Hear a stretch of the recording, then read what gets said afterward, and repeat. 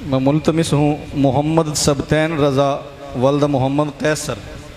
آسن model degree college, چک number 476، golf بے سمندری، فیصل آباد۔ وہ آئیں اور اپنے معاہدے حسنہ سے مستفیض فرمائیں۔ والصلاة على نبيه وعلى آله وأصحابه المتأدبين بآدابه، أما بعد فأعوذ بالله من الشيطان الرجيم، بسم الله الرحمن الرحيم، ما كان محمد أبا أحد من رجالكم ولكن رسول الله وخاتم النبيين، وكان الله بكل شيء عليما، وقال النبي صلى الله عليه وسلم أنا خاتم النبيين لا نبي بعدي، صدق الله العظيم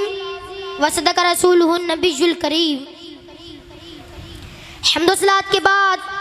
واجب الاحترام محترم سامعین، میرے ہم سخن ساتھیوں اور مسند انصاف پر جلوہ آرا منصفین اکرام، آج اس ادارہ دارالعلوم جامعہ فیضیہ تاندیا والا میں منعقد ہونے والی آل پاکستان ختم نبوت کی اس تقریب سعید میں میرا موضوع سخن ہے ختم نبوت۔ اعلیٰ حضرت فرماتے ہیں فتح باب نبوت پہ بے حد درود، فتح باب نبوت پہ بے حد درود، ختم دور رسالت پہ لاکھوں سلام۔ محترم سامعین، ہمارے علماء و قابلین اہل سنت تحفظ ختم نبوت کے لیے ہمیشہ ہی کوشاں رہے ہیں، تو انہی علماء کے توسل سے آج میں آپ سب کے سامنے مسئلہ ختم نبوت کو اور اس کے دلائل کو دہرانا چاہتا ہوں۔ توجہ چاہتا ہوں کہ ختم نبوت کہتے ہیں ہمارے آخری نبی حضرت محمد صلی اللہ علیہ وسلم کے بعد کوئی نبی پیدا نہیں ہو سکتا، چاہے ذلی ہو یا بروزی ہو، تشریعی ہو یا غیر تشریعی ہو۔ جب رب کائنات نے قصر نبوت کی تعمیر کی تو اس کا اختتام آپ صلی اللہ علیہ وسلم کی ذات پاک پر فرمایا، جس کی تائید خدا کا علیہ السلام یوں فرماتے ہیں فَجِئْتُ أَنَا فَأَتْمَمْتُ تِلْكَ الْلَبِينَةِ، میں نے آ کر قصر نبوت کی تکمیل کرتی۔ سامعین محترم، قرآن مجید کی 100 آیات، 200 احادیث، اجماع صحابہ و تابعین، اجماع فقہاء و محدثین ختم نبوت کی عکاسی کرتے ہیں، اور تمام انبیاء علیہ السلام کا کمال منصب نبوت دو چیزوں سے مزین ہوتا ہے۔ نمبر 1 ماں قبل انبیاء کی تصدیق کرنا، نمبر 2 ماں بعد آنے والے نبی کی خوشخبری دینا۔ حضرت عیسیٰ علیہ السلام بھی اعلان کرتے ہیں انی رسول اللہ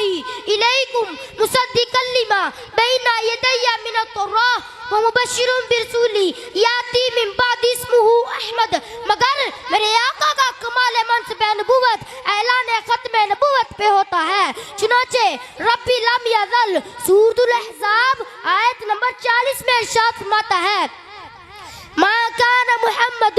ابا احد من رجالکم ولکن رسول اللہ وخاتم النبیین۔ اس آیت کی تفسیر خدا کا علیہ السلام یوں فرماتے ہیں انا خاتم النبیین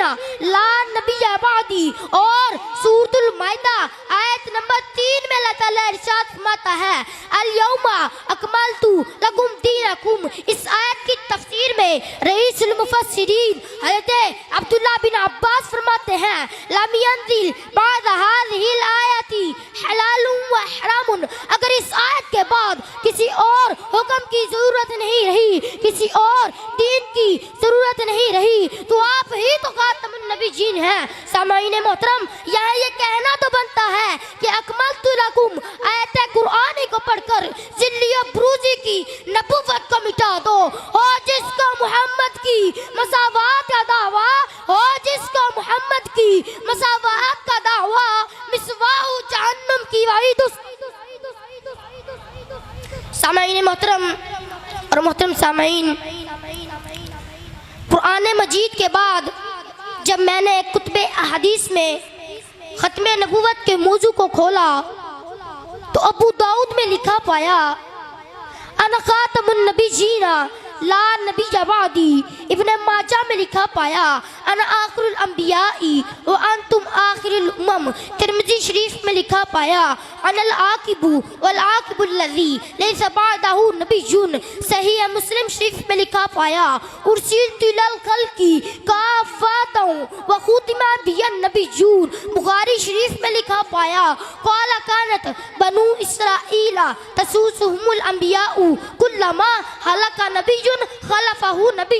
وانہ لا نبی بعدی۔ اے شمع رسالت کے پروانو، عقیدہ ختم نبوت تو اتنا مضبوط عقیدہ ہے کہ جس کے بارے میں امام اعظم ابو حنیفہ رحمۃ اللہ علیہ فرماتے ہیں من طلب منہ علامۃ فقط کفر۔ انہی دلائل کی بنیاد پر ملا علی قاری شرح فقہ اکبر صفحہ 202 میں لکھتے ہیں دعوی النبوتی بعد نبی جینا کفرن بالاجماع، اس عقیدے کا منکر بھی کافر ہے اور اس عقیدے میں شک کرنے والا بھی کافر ہے۔ شمع رسالت کے پروانو، ہم یہ برملا اعلان کرتے رہیں گے کہ قادیانی کافر ہے، ختم نبوت کا انکاری کافر ہے، کہ قرآن و حدیث کا منکر ہے۔ یوں عشق کی تکمیل مسلمان کریں گے، یوں عشق کی تکمیل مسلمان کریں گے، اس جان تو علم پہ فدا جان کریں گے۔ کافر ہے جسے ختم نبوت کا ہو انکار، کافر ہے جسے ختم نبوت کا ہو انکار، روکے گا ہمیں کون یہ اعلان کریں گے۔ محترم سامعین، یہی وجہ ہے کہ اگر جھوٹا نبوت کا دعویٰ کرنے والا